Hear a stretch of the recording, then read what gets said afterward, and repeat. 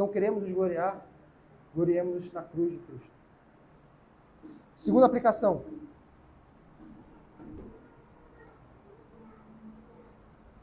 Está ligada ao versículo 21.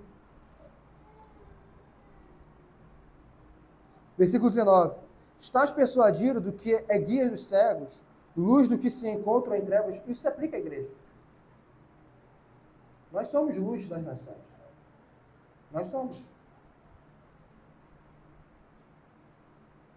Mas será que nós individualmente somos isso?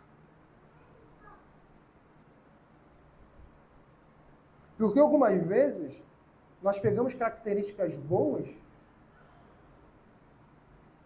para, assim como os judeus, nos acharmos superiores aos outros. Então, quando nós pregamos o evangelho no trabalho, muitas vezes ninguém se converte, não porque, é fácil dizer, é porque nós estamos no meio de uma geração adulta e perversa, isso é uma verdade. Mas se o evangelho é o poder de Deus para a salvação de todo aquele que nele crê, nós precisamos pensar, porque algumas vezes as pessoas não se convertem.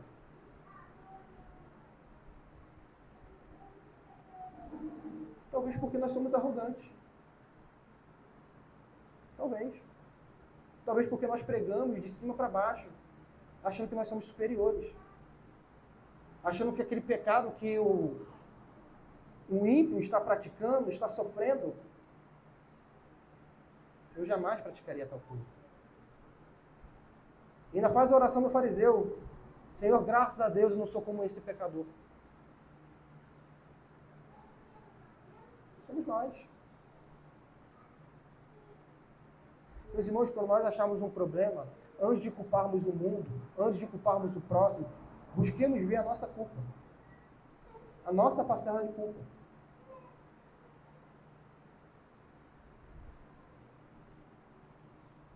Então, quem nos convenceu de que nós somos guia dos cegos? Quem nos convenceu de que nós somos instrutor de ignorantes? Nós, individualmente, a igreja de Cristo é.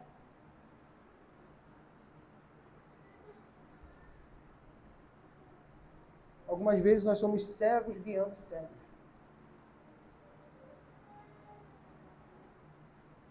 Ou como os fariseus em Mateus 23.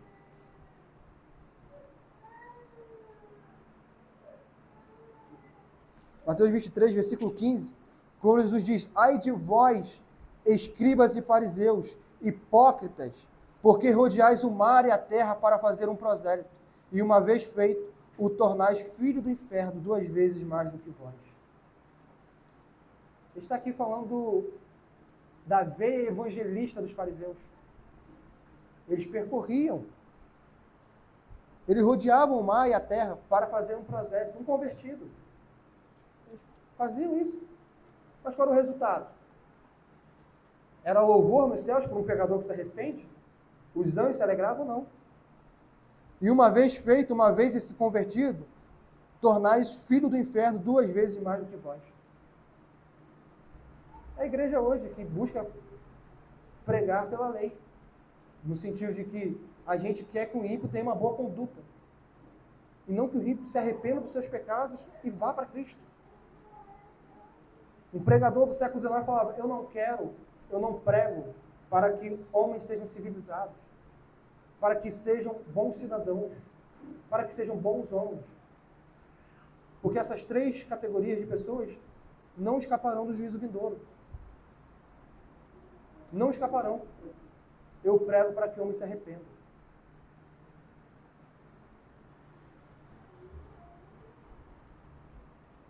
Terceira aplicação. Estas acusações do apóstolo Paulo em descumprir a lei serve para nós hoje?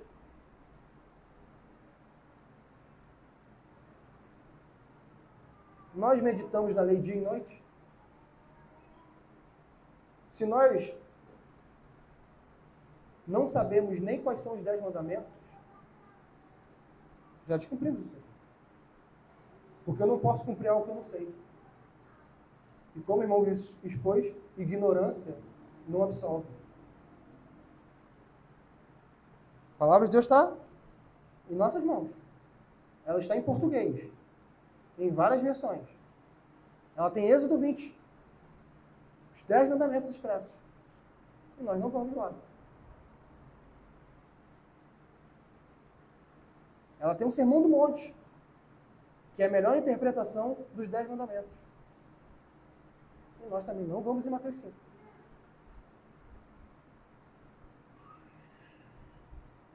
Mas nós somos guias dos cegos.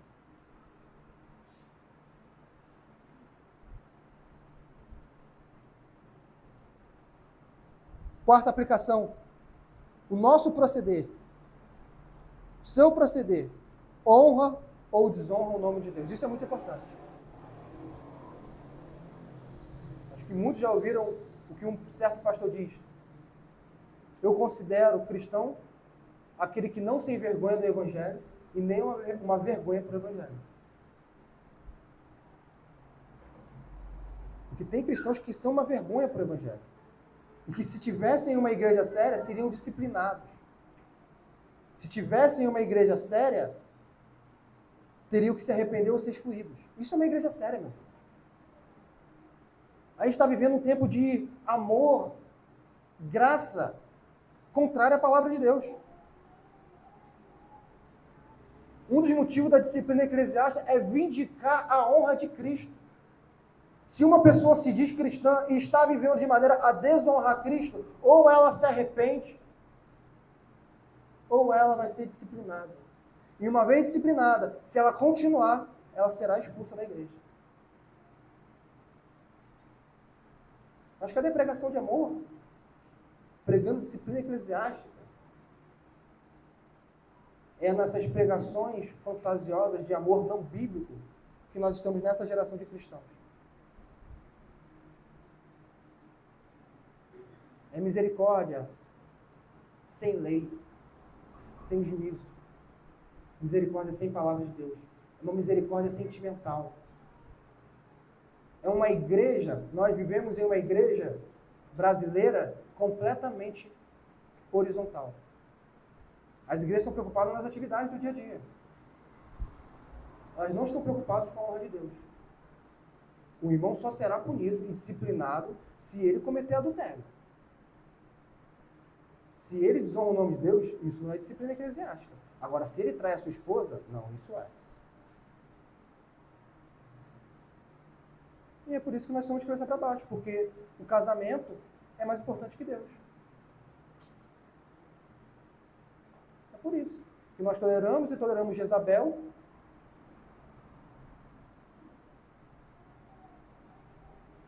Sim, porque é prostituição religiosa. É nesse sentido, prostituição religiosa, é o que nós vivemos. Nós vivemos um tempo de prostituição religiosa. Nós vivemos um tempo de Oséias. E nada fazemos. O nome de Deus hoje está sendo blasfemado em muitas igrejas. E amanhã no trabalho, as pessoas vão falar desses cultos blasfemos nos seus trabalhos. E vão blasfemar ainda mais o nome de Deus.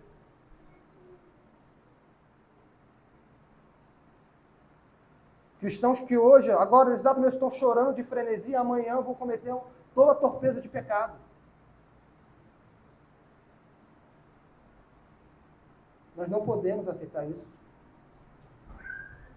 É o nome do nosso Deus. Boa vizinhança não é para aqueles que desonram o nome do nosso Deus. Diariamente. Política da boa vizinhança, Deus abomina. Se, para que haja uma boa vizinhança, o nome dele é blasfemado.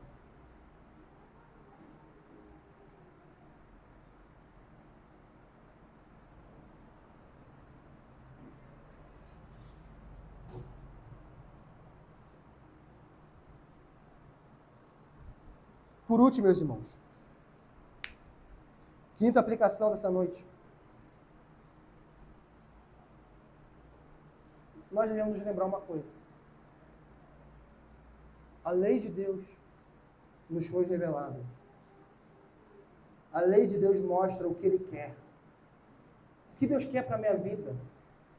Deus quer que você cumpra os seus mandamentos. É isso. Deus não vai te revelar se Ele quer que você seja médico, se Ele quer que você viaje. Não, Ele não vai te revelar isso. Não tem promessa na Bíblia para isso. Não tem. Aí nós queremos coisas ocultas, que não tem promessa. Mas aquilo que está revelado, que o que Deus quer, que cumpramos os mandamentos dele, isso nós não fazemos. Aquele que me ama, diz Jesus Cristo, guarda os meus mandamentos. Mas uma vez saindo daqui, obviamente, com isso em mente, porque os judeus não guardavam mandamentos, em última instância a gente precisa lembrar de uma coisa. A justiça de Deus não é revelada na nossa conduta. A justiça de Deus não foi revelada no Sinai.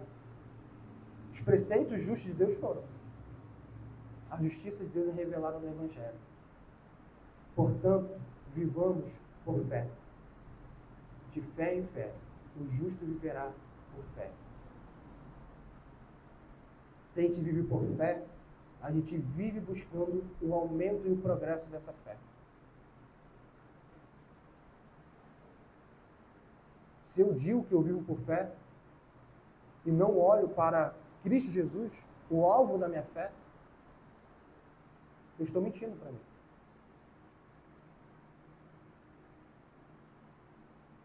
Estou mentindo para Deus.